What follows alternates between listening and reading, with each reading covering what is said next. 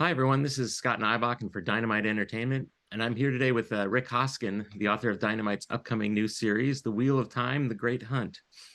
Rik is a prolific and award-winning writer who has worked on video games and animation, as well as in novels and comics, and he's contributed to some of the biggest pop culture properties around. He's also collaborated with authors Pierce Brown and Brandon Sanderson on Dynamite's acclaimed graphic novel adaptations of their science fiction masterpieces Red Rising and White Sand, the latter of which received the Dragon Award in 2018 for Best Graphic Novel. Now, Rik's newest project for Dynamite will adapt the second novel of Robert Jordan's landmark fantasy series, The Wheel of Time. And we're going to talk today about this hotly anticipated new title, which arrives in stores in November. Rik, glad to have you on the channel. Thanks for having me.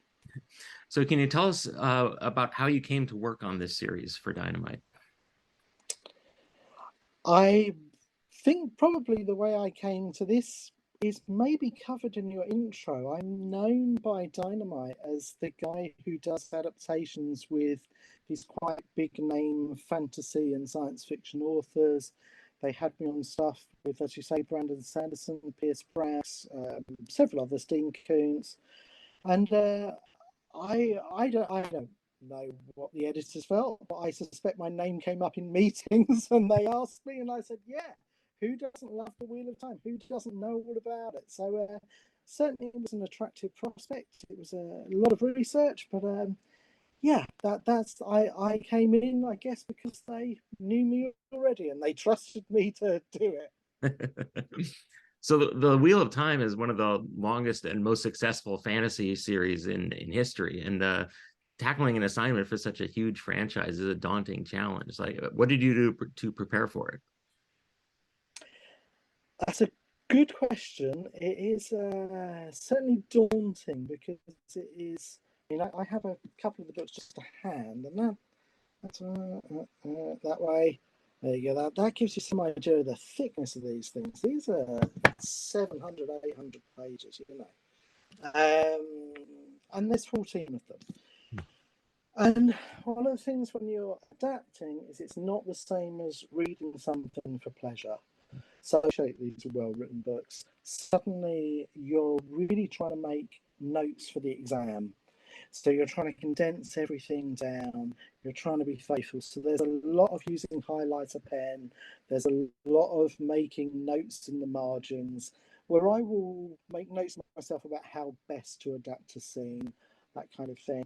But it all begins with a lot of reading and a lot of note taking just to kind of immerse myself back into how this world's going to work and to try to figure out how it will work for comics and make sure books, because after all, these books have got a huge following. There's books of the lore of these, Yeah. like how the world works. So this is a huge undertaking. You want to get it right.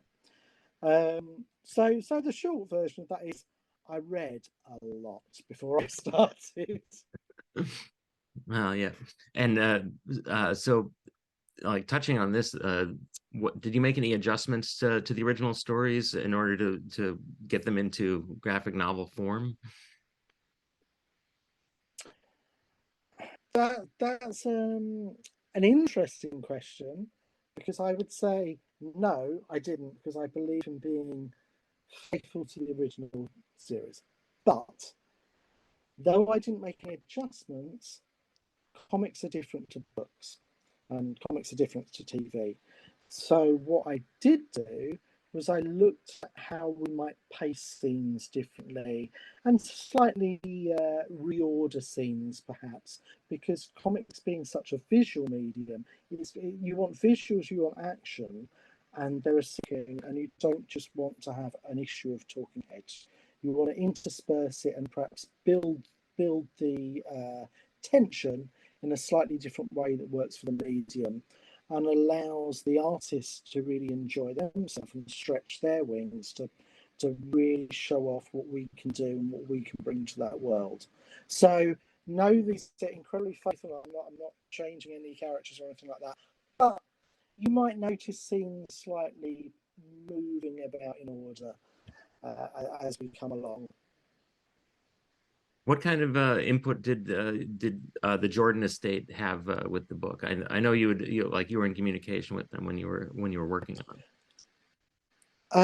They were my absolute support on everything, and they have been very supportive. I've said I looked at how to pace things a little bit differently and so on, and they have actually been giving a thumbs up every time. They've been very happy with how I've done it, but they're always there to answer what are often, I think, rather silly questions that I will ask. Back with this is the facts. This is the history of this world. This is the symbol that you're looking for, and I'll often write scripts with questions in them for the estate. But they've been nothing but supportive, and the same is true for the editors. They've been incredibly supportive. Everybody involved in these projects, and I think it's easy to forget this, but comic books are collaboration. Everybody involved in this one is absolutely behind it and trying to make the best they can to make it better, which is lovely as a writer because I'm kind of at the start of the process, and everybody else is trying to make me look better. But that leads to like another question I have, which is the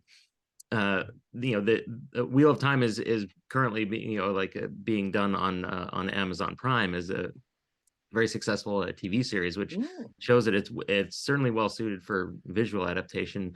But what do you think there like might be the inherent advantages for the comics medium for a story like this? But Scott, the answer is obvious. Comics are just better. We both know that. Yeah, no, Look that's what behind I you. was We looking both for. know Yes. comics are better. Um, but seriously, I mean, nobody gets into comics unless they love comics. So we're all in this business because we love them, and there are things you can do in books and things you can do in TV, and you do it differently in comics. And then the most obvious thing I mentioned, pace. Get a visual mentioned, and it's in the back of your mind. You might even skip over it. You don't maybe keep it in your mind on TV or in a film, it's a 1-2 second flash of something passing on the screen. In comics, you can spend as long as you want studying these characters and looking at the entrance of, these Trollocs, which are the uh, semi-human, semi-monstrous kind of armies, and the ultimate evil appearing. And you've got as long as you want to study those things. The fact that you choose the pace that you work with a comic, that makes it a very different thing. You can go back, you turn the page. So it's a different experience, and I think we bring that, and we're very lucky. We've got very good artists and a very good color artists as well. Are really pushing that aspect of it. They really bring as much as they can to the visual side of things.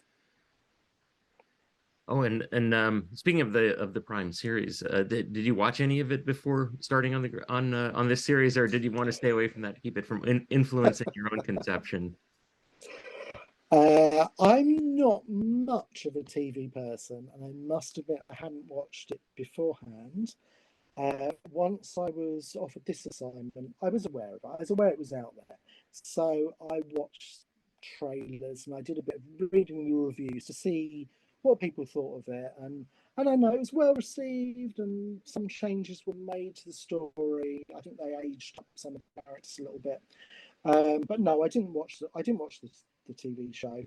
We're doing an adaptation we want to be faithful to, which is no disrespect to the TV show. I mean, it's doing fantastic business. I think it's Amazon's top or number two show, isn't it? Yeah, and as you were saying, the role of the artist for comics adaptation is obviously key, and the artist for this series, Marcio Abreu, how has it been working with him, and what do you think about the results so far? I write quite demanding scripts, particularly where there's a lot of detail going in, and I have been endlessly surprised at how much more Marcio is bringing to it than I'm putting in there. He is as comfortable drawing monsters as he is masquerade balls, and that's just the first issue. Those things happen in. He has a talent for making the incredible look credible. and absolutely amazed by his work. But Dynamite always find very good artists. I've been working with them for, I suppose, the best part of a decade now, and I've never once elevated what I've worked on. But yeah, Marcio's doing amazing work, and I don't know their names off the top of my head because we get preview pages, but the colorist has been adding so much, and I often will put notes about what I want with the color. And the letterer is doing phenomenal work. We had some lettering trickery that I wanted to use, and it's the whole package. Everything there has been brilliant, and I'm looking forward to seeing what other people think of it, because I just want to see more pages. Because I just want to see more of it. Mhm. So in the course of researching and writing this new series, have you made any discoveries in the Wheel of Time world that might spark more stories in the future?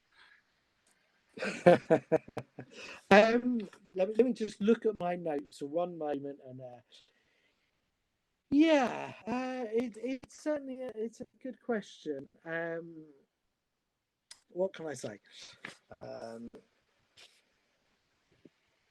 I think are always looking at more stories, and no matter what material you're given, your mind's setting off with something else. So it could be a scene, it could be a character, it could be a line. So, in answer to your question, yeah, I'm sure that I've got more Wheel of Time ideas in my head, even though that's not this assignment. If the Robert Jordan estate wants me to do more with it, I'd be more than happy to. But also, sometimes those ideas crop up in another property. It's a ladder. That's you're watching Die Hard, and something will just click, and it will just send you on a different idea of what could I do with this. And it's not necessarily taking the line. It's just what it sparks in your head. It's once you start playing those what if scenarios, and you do it with everything. You do it with documentaries. You do it with the news, and it's so there are a million stories from everything you read, I think. Yeah, that makes sense. And that makes me want to ask, like, are there any surprises coming up in the wheel in the Great Hunt that you could hint at for the fans? um, I'm going to do a flat no spoilers rule here, so I don't want to spoil it for anyone. Come buy the comic. That's what you're gonna do. Having said that, I will say the first issue is a really nice self-contained prologue, really, that sets up the whole world and gives you a lot of different aspects to it. It introduces the ultimate evil, whom we shall not name, as is the tradition of the series. It's his name, and I think the way in which we've done that has been. I would like to hope it will surprise readers who are familiar with the material. We've done some things with it which may be a little bit unexpected, and I hope deliver on what's hinted at in the text, because the text has moments where it doesn't quite tell you. It's. I think the hero, he almost blacks out, and I wanted to see how we could do that in comics.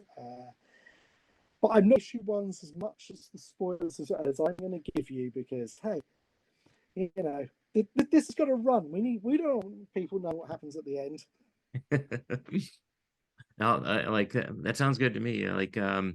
So I think that would be a good point to stop. So, Rik, thanks for giving us a glimpse behind the scenes of the Wheel of Time, The Great Hunt.